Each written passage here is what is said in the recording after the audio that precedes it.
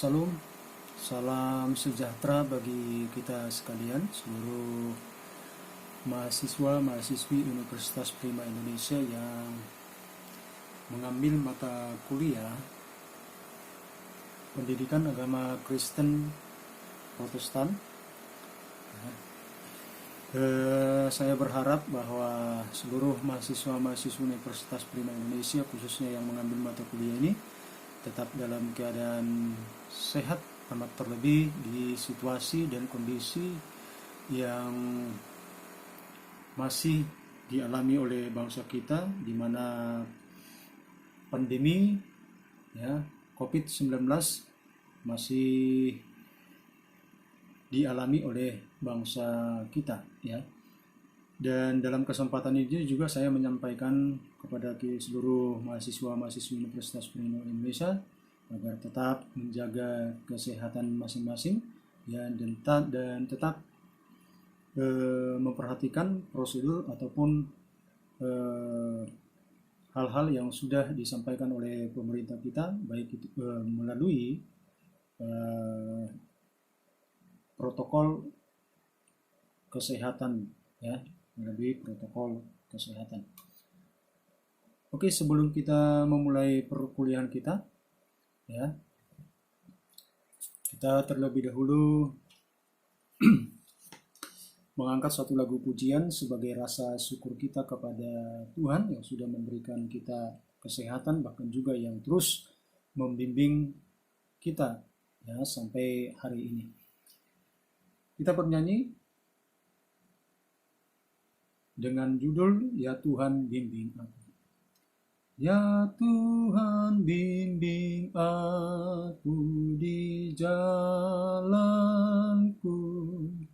sehingga ku selalu bersamamu. Engganlah ku melangkah setapakku, apabila kau tak ada di sampingku. Lindungilah hatiku di rahmat-Mu, dan buatlah batinku tenang teduh. Dekat kaki-Mu saja ku merebah, dan tidak ragu-ragu ku berserah. Sebelum kita berdoa, kita mau baca satu ayat kebenaran firman Tuhan yang menjadi landasan kita dalam pembelajaran kita hari ini, yaitu dalam kitab Mazmur pasal yang pertama, ayat 1 sampai dengan ayat yang ke-6. Sekali lagi, Mazmur 1 ayat 1 sampai dengan ayat yang ke-6. Silakan diambil kitabnya.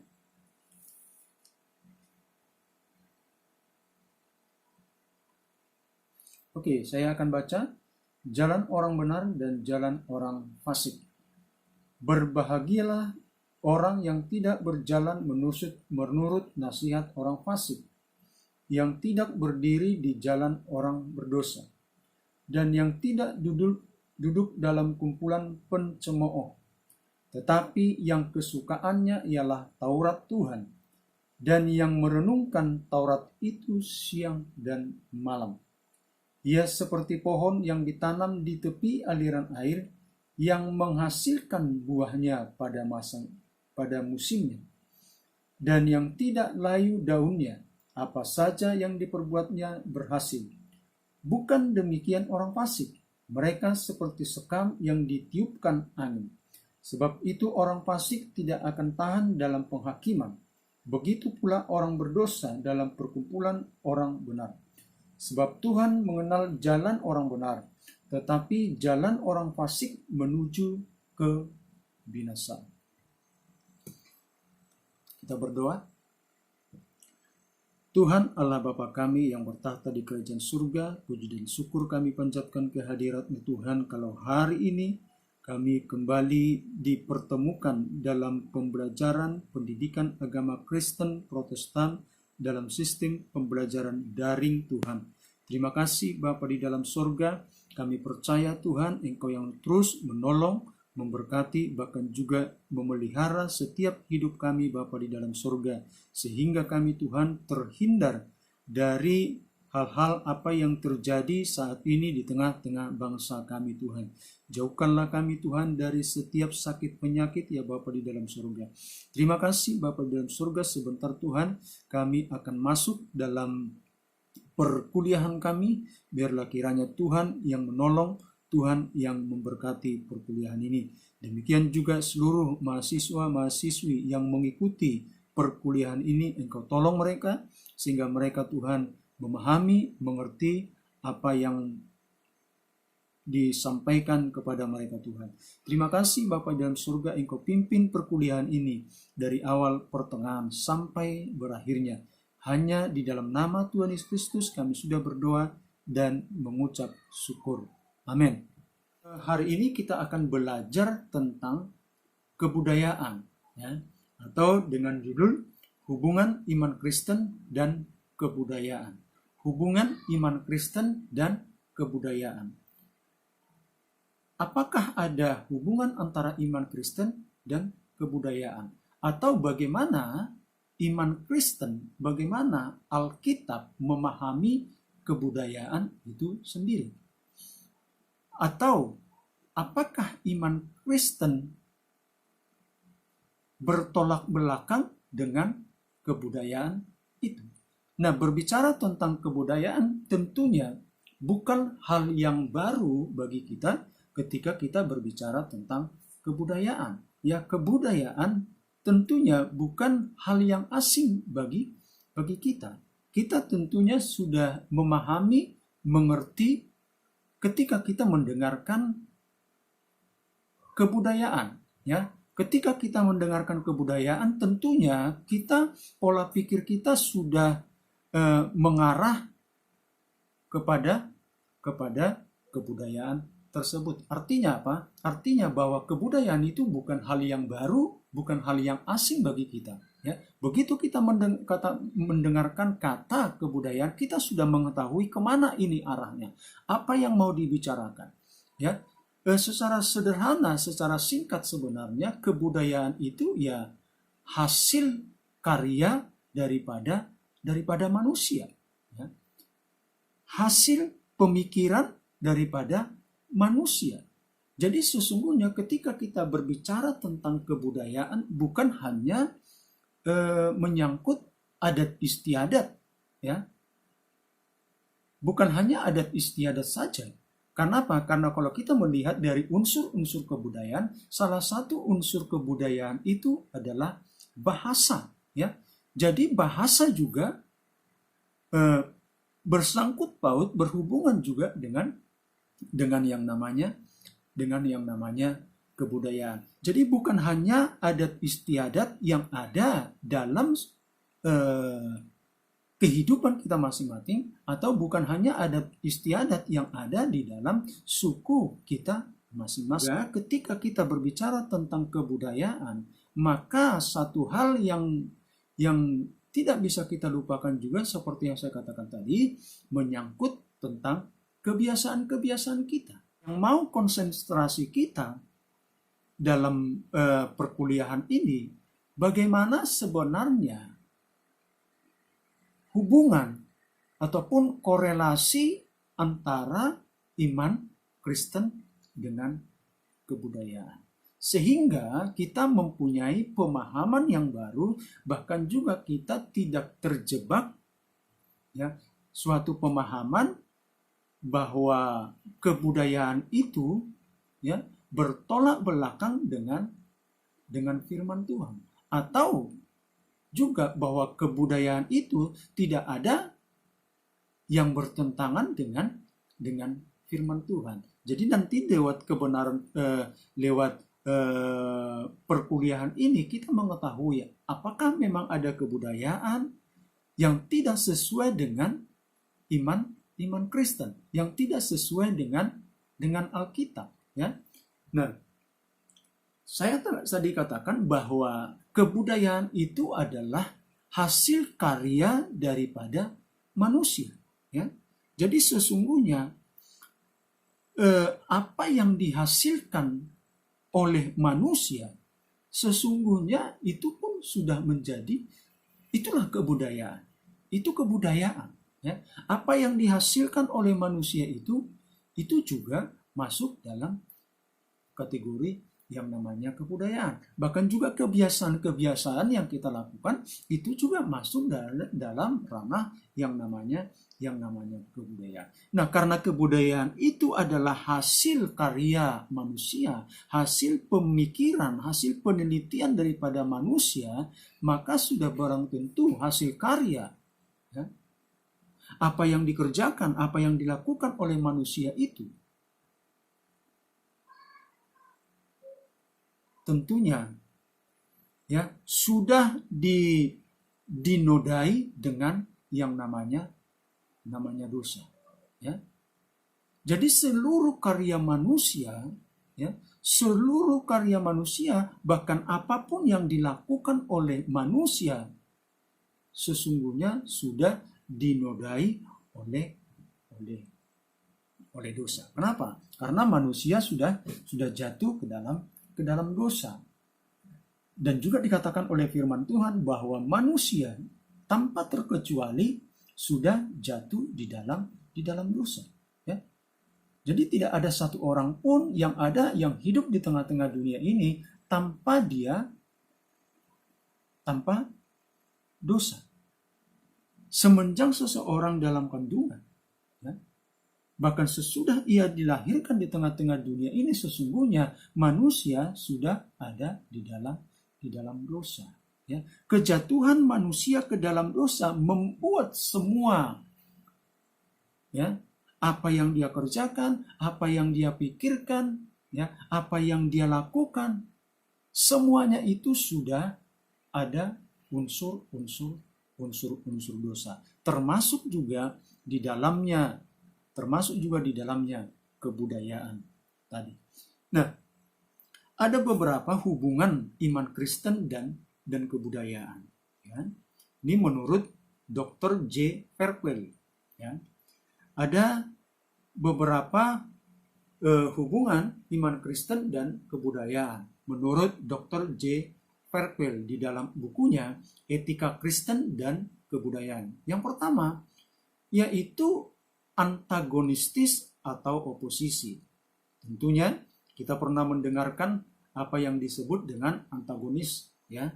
Kalau misalnya ada seseorang yang berperan sebagai bintang film, perannya itu peran antagonis, ya. Antagonis itu biasanya orang yang mempunyai sikap selalu bertentangan, selalu menolak, selalu melawan, ya. Sikapnya antagonistis.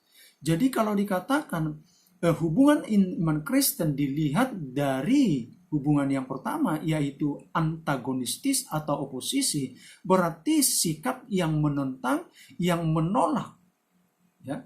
Sikap yang melihat pertentangan antara iman Kristen dan kebudayaan.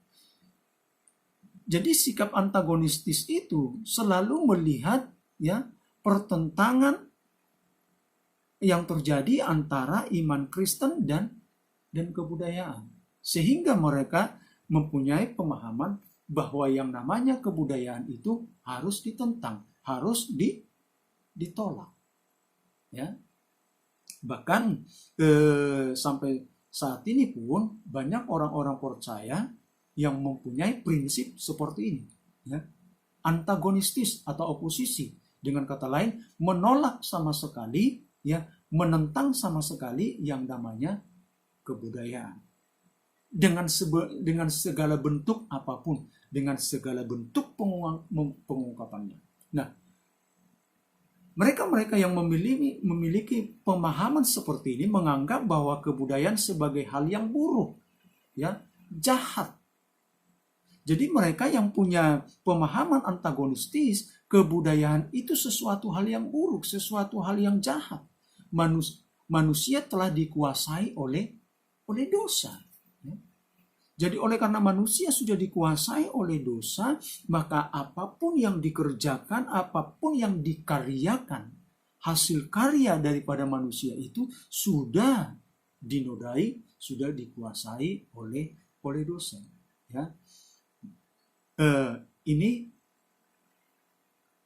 poin yang pertama, yaitu sikap antagonistis ataupun oposisi. Sehingga orang-orang percaya yang mempunyai sikap antagonistis seringkali menjauhkan dirinya dari kegiatan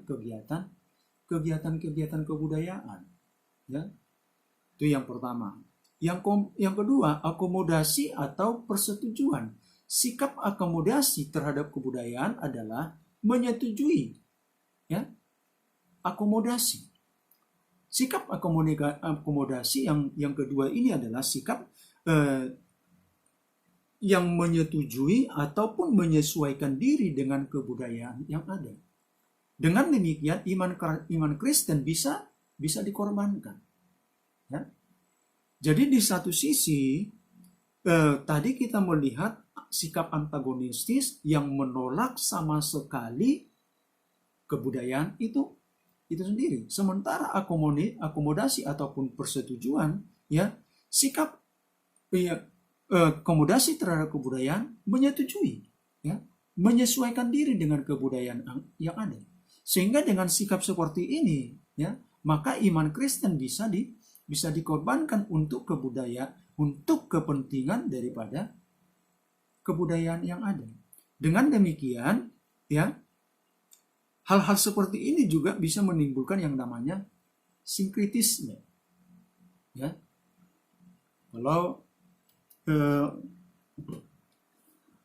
mahasiswa-mahasiswi Universitas Prima Indonesia mungkin pernah mendengar apa yaitu yang namanya sinkritisme. Ya, yaitu sebuah pemahaman yang baru yang menggabungkan beberapa konsep-konsep pengajaran menjadi satu. Ya. Misalnya antara iman Kristen dengan kebudayaan digabungkan. Ya. Ini yang disebut dengan sinkritisme. Di dalam pergaulan hidup disingkirkanlah unsur-unsur agama Kristen yang sekiranya dapat menimbulkan keengganan golongan lain untuk menyesuaikan diri dengan keadaan di sekelilingnya.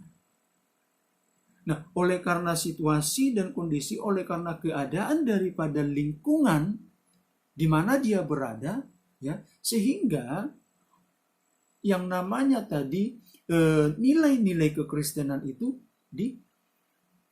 disingkirkan. Ya. Itu yang menjadi sifat antagonistis ataupun persetujuan. Lalu ada yang disebut juga dengan sifat dualisme ataupun pengutuban. Sikap dualistis dengan kebudayaan adalah sikap serba mendua. Nah, serba mendua. Gereja dan kebudayaan berdiri secara masing-masing. Pada satu pihak terdapat kehidupan kaum beriman, kepercayaan kepada Allah dalam Tuhan Yesus Kristus. Namun manusia tetap berdiri dalam kebudayaan kafir, ya, dan hidup di dalamnya. Jadi di satu sisi dia percaya kepada Tuhan, tetapi di sisi lain, ya, dia tetap berdiri dalam kebudayaan kafir tadi. Ya, artinya kebudayaan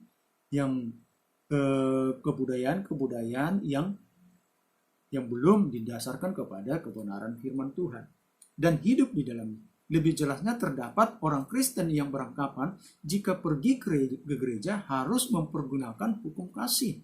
Di dalam gereja orang percaya harus mematuhi aturan-aturan yang telah ditetapkan oleh gereja, ya.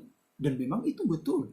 Tetapi mempergunakan hukum kasih setelah kegiatan gereja selesai.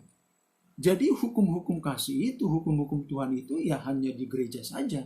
Ketika kita keluar dari gereja, maka itu kita kita tinggalkan, tidak berlaku. Ya, masuk dalam masyarakat, maka yang berlaku adalah aturan-aturan duniawi. Kita harus melakukan hukum-hukum dunia. Ya. Hukum kasih hanya berlaku di tengah-tengah gereja.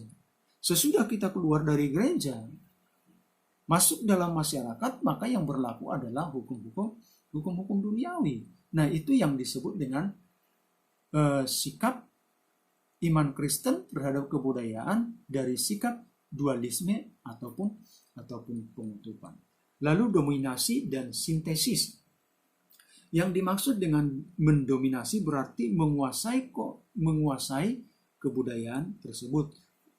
Thomas Aquinas mengatakan, sekalipun kejatuhan manusia ke dalam dosa telah membuat citra ilahi merosot, pada dasarnya manusia tidak jatuh total. Manusia masih memiliki kehendak bebas yang mandiri. Itulah sebabnya di dalam menghadapi kebudayaan kafir secara penuh dan menjadikan kebudayaan kafir itu sebagai bagian iman. Namun kebudayaan itu disempurnakan dan disucikan oleh sakramen yang menjadi alat anugerah ilahi. Ini menurut Thomas Aquinas tadi. Dalam sikap iman Kristen terhadap kebudayaan dilihat dari dominasi ataupun sintetis. Jadi pemahaman ini menganggap bahwa kebudayaan kafir sekalipun ya itu bisa dirubah. Ya, kebudayaan kafir sekalipun ya itu bisa disucikan ya lewat karya Kristus ya. Karena apa? Karena dikatakan tadi di situ bahwa manusia ya pada dasarnya manusia tidak jatuh secara total. Lalu ada pengudusan dan pentobatan. Sikap pengudusan adalah sikap yang tidak menolak namun juga tidak menerima. Tetapi sikap keyakinan yang teguh bahwa kejatuhan manusia ke dalam dosa tidak menghilangkan kasih Allah kepada manusia. Nah, ini yang bisa kita lihat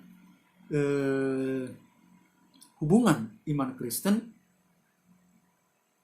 dengan kebudayaan menurut tadi apa yang dituliskan di dalam buku Etika Kristen dan Kebudayaan, yaitu menurut Dr. J. Verkuil. Lalu berikutnya kita masuk dalam pandangan Alkitab terhadap kebudayaan dilihat dari beberapa aspek. Yang pertama, tugas manusia dan kebudayaan. Kalau kita kembali ke dalam Kejadian pasal 1 ayat 28 dikatakan di sana, Allah memberkati mereka lalu berfirman kepada mereka, beranak cuculah dan bertambah banyak, penuhilah bumi dan taklukkanlah itu.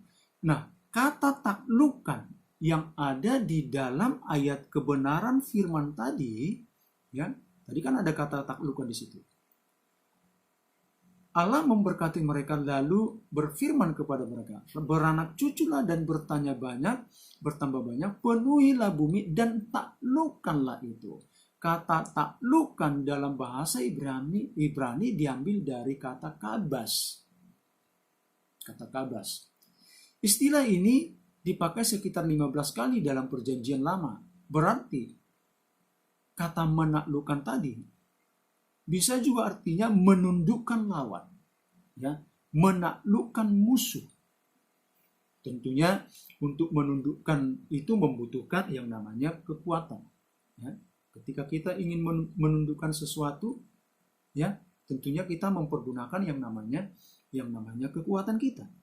Nah, hanya implikasi yang perlu dipikirkan, yang harus dipikirkan adalah jika hanya sampai di kata menundukkan, menaklukkan musuh tersebut, ya. Jika hanya sampai di situ saja, tentunya mengakibatkan kerusakan lingkungan, akan terjadi kesewenang-wenangan manusia terhadap alam. Nah, kalau dikatakan menundukkan lawan, menaklukkan musuh, ya, kalau hanya sampai di situ saja pemahaman kita, maka bisa jadi ya kita akan melakukan tindakan sewenang-wenang ya terhadap alam semesta ini dan mengakibatkan kerusakan kerusakan lingkungan. Itu sebabnya kalau kita lihat banyak sekali pengrusakan lingkungan yang terjadi. Itu terjadi kenapa? Karena kita memahami kata taklukkan tadi hanya sebatas menundukkan lawan, bahkan juga menaklukkan musuh. Hanya itu saja yang kita pahami, ya. Namun juga kata menaklukkan alam di situ sebenarnya Tuhan mau sampaikan kepada Adam, ya. Adam harus memikirkan, bahkan juga mengerjakan alam tersebut, mengusahakan. Jadi bukan hanya kata menundukkan di situ, bukan hanya menaklukkan, ya. Tetapi juga di dalamnya Adam dituntut untuk memikirkan, mengerjakan, bahkan juga mengusahakan, mengolah alam ini. Artinya apa? Artinya alam ini harus kita rawat, harus kita jaga, bukan hanya menaklukkan, menghabiskan, ya. Misalnya terjadinya penggundulan hutan, hanya penggundulan saja, tidak ada unsur yang namanya mengusahakan, mengerjakan, mengolah, melestarikan. Harusnya begitu tahun-tahanan yang pohon-pohonan yang tua ditebang, ya, maka harus ada lagi penanaman pohon-pohonan yang muda, ya. Mengolah alam ini dan melestarikannya. Mengalahkan bukan untuk membinasakan, ya. Sekali lagi kata taklukkan tadi di situ, ya. Mengalahkan bukan untuk membinasakan di situ maksudnya, melainkan menjadikan alam bermanfaat untuk memenuhi kebutuhan hidupnya serta mengusahakan kesejahteraan dirinya dan alam semesta. Artinya apa? Artinya manusia mengembangkan ciptanya, mengembangkan karsanya, mengembangkan daya ciptanya untuk apa? Untuk kesejahteraan hidupnya dan juga untuk kesejahteraan lingkungannya di mana dia berada. Jadi sesungguhnya rekan-rekan mahasiswa yang dikasihi Tuhan Yesus Kristus, kita dapat melihat dari Kejadian 1 ayat 28 inilah yang kita sebut dengan mandat kebudayaan. Artinya apa? Artinya semenjak semula ketika Allah menciptakan manusia, Allah sudah memberikan mandat kebudayaan kepada manusia tersebut. Jadi sebelum manusia jatuh ke dalam dosa, bahwa mandat kebudayaan itu sudah Allah berikan kepada manusia. Dan sejak awal sebenarnya bahwa kebudayaan itu tidak bertentangan dengan Allah. Kenapa? Karena kebudayaan itu sendiri diberikan oleh Allah. Bahkan juga kebudayaan itu, ya, diberikan mandat langsung diberikan oleh Allah, ya. Lalu bagian B, tujuan kebudayaan. Kebudayaan yang dinyatakan dalam Alkitab pada mulanya dan seharusnya bertujuan untuk memuliakan Allah. Jadi pada awalnya Allah memberikan mandat kebudayaan kepada manusia. Tujuannya untuk apa? Kebudayaan itu manusia pakai untuk memuliakan Dia secara vertikal. Ya, mandat kebudayaan yang diberikan Allah kepada manusia itu tujuannya untuk apa? Supaya manusia memuliakan Allah. Itu secara vertikal. Nah, apakah semua manifestasi kebudayaan di semua aktivitas manusia, masyarakat dipergunakan untuk memuliakan Allah? Misalnya dalam pembangunan Menara Babel. Atau apakah pembangunan Menara Babel itu mereka bangun untuk memuliakan Allah? Pembangunan Menara Babel tentunya ada unsur kebudayaan di sana. Pertanyaannya adalah, apakah dalam pembangunan Menara Babel itu manusia yang ada pada waktu itu ada unsur memuliakan Allah di sana? Apakah seni suara, seni musik, seni lukis, ukir, arsitektur, teknik, ilmu pengetahuan, semuanya itu untuk memuliakan Allah. Ya, jadi kita ini harus pahami dulu tujuan kebudayaan itu apa. Apakah untuk kemuliaan Allah dan lain sebagainya. Ataukah segala kemampuan dikerahkan untuk membangun menara Babel seperti yang saya katakan tadi, untuk kesombongan. Kebudayaan yang dibangun oleh manusia itu apakah untuk sebuah kesombongan? Tentunya menara Babel yang di dalamnya juga ada yang disebut unsur-unsur kebudayaan tadi, ya, mereka bangun itu untuk apa? Untuk kesombongan manusia pada waktu itu. Lalu yang berikutnya, tujuan selanjutnya untuk meningkatkan kehidupan manusia ataupun secara horizontal, ya. Hal yang tidak dapat dipungkiri bahwa kebudayaan yang diberikan Allah kepada manusia untuk meningkatkan, mempermudah manusia melaksanakan pekerjaan. Ya. Kenapa Tuhan memberikan kebudayaan? Kenapa Tuhan memberikan mandat kebudayaan? Supaya manusia ini mempermudah pekerjaannya, mempermudah aktivitasnya. Itu sebenarnya tujuan Tuhan memberikan mandat kepada manusia. Contoh, ya. Dulu kalau manusia ingin bekerja di sawah, ya, dulu kalau manusia ingin bekerja di sawah, ya, hanya mengandalkan cangkul, itu dulu. Tetapi dengan berkembangnya zaman, maka yang namanya kebudayaan juga berkembang. Tetapi di zaman modern ini manusia dipermudah dengan kehadiran alat-alat pertanian yang serba modern. Kenyataan yang kita lihat banyak sekali hasil kebudayaan yang dipergunakan bukan untuk mengasihi Allah dan sesama manusia, melainkan untuk penyembahan berhala dan kebanggaan dan ambisi manusia. Dan itu yang kita lihat yang terjadi. Sekali lagi bahwa menyangkut kebudayaan, menyangkut berbagai aspek dalam kehidupan manusia. Ilmu pengetahuan pun di situ ada unsur kebudayaan. Lalu selanjutnya kita akan melihat kuasa dosa dan iblis dalam kebudayaan. Sekali lagi bahwa dari awal Allah sudah memberikan mandat kepada manusia, mandat kebudayaan secara khususnya. Tetapi ya, manusia anak ketidaktaatannya jatuh ke dalam dosa, sehingga kebudayaan manusia itu juga, pola pikir, hasil karya manusia itu juga tercemari oleh dosa. Sehingga kita lihat dalam hal ini kuasa dosa dan iblis pun bisa memakai kebudayaan yang ada di dalam manusia. Setelah manusia jatuh dalam dosa, kebudayaan telah menjadi bagian integral keberdosaan manusia. Jadi tidak bisa dipisahkan. Manusia jatuh ke dalam dosa, maka apapun yang dikerjakan, apapun yang dilakukan oleh manusia, termasuk juga kebudayaan, sudah tercemar dengan dosa.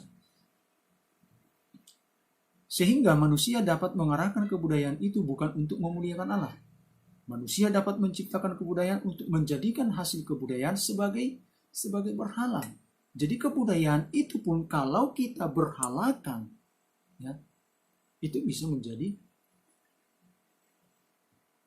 hal yang bertentangan. Uang juga bisa jadi berhala. Uang adalah salah satu bentuk daripada hasil dari kebudayaan itu sendiri. Dalam kenyataannya tidak sedikit orang yang menganggap bahwa uang adalah segala-galanya. Mereka melakukan dan menghalalkan segala cara demi mendapatkan uang. Uang sudah menggantikan Tuhan bagi dirinya. Setelah itu kita bandingkan dalam 1 Timotius 6 ayat 10. Karena akar segala kejahatan ialah cinta uang. Sebab oleh memburu uanglah beberapa orang telah menyimpang dari iman dan menyiksa dirinya dengan berbagai duka. Jadi kebudayaan itu pun bisa menjadi berhala. Dan itu tentunya sangat banyak. Ya. Materi ini ya bisa kalian lihat selanjutnya di bahan ya yang sudah saya siapkan di Spada. Nah, kesimpulannya adalah kebudayaan adalah segala yang dihasilkan manusia melalui pikirannya, perasaannya, dan kemauannya. Hasil manusia itu adalah merupakan respon manusia terhadap potensi yang diberikan Allah kepadanya pada waktu penciptaan. Allah telah memberikan mandat kebudayaan kepada manusia, yaitu menguasai, mengusahakan dan memelihara ciptaan Allah. Semenjak manusia jatuh ke dalam dosa, segala sesuatu yang dihasilkannya pun tidak sempurna. Kebudayaan pun tidak terlepas dari akibat dosa. Oleh karena itu, setiap saat kebudayaan juga harus diperbarui, harus digarami dan diterangi oleh nilai-nilai Kristiani. Demikian dulu pertemuan kita untuk hari ini dalam pokok bahasan hubungan iman Kristen dan kebudayaan. Kiranya materi ini bermanfaat bagi kita, bahkan membuka wacana kita tentang kebudayaan yang kita miliki, kebudayaan yang senantiasa ada bersama-sama dengan kita. Sehingga kita jangan sampai terjebak dengan kebudayaan yang ada pada kita itu menjadi berhala di dalam diri kita masing-masing. Tuhan memberkati.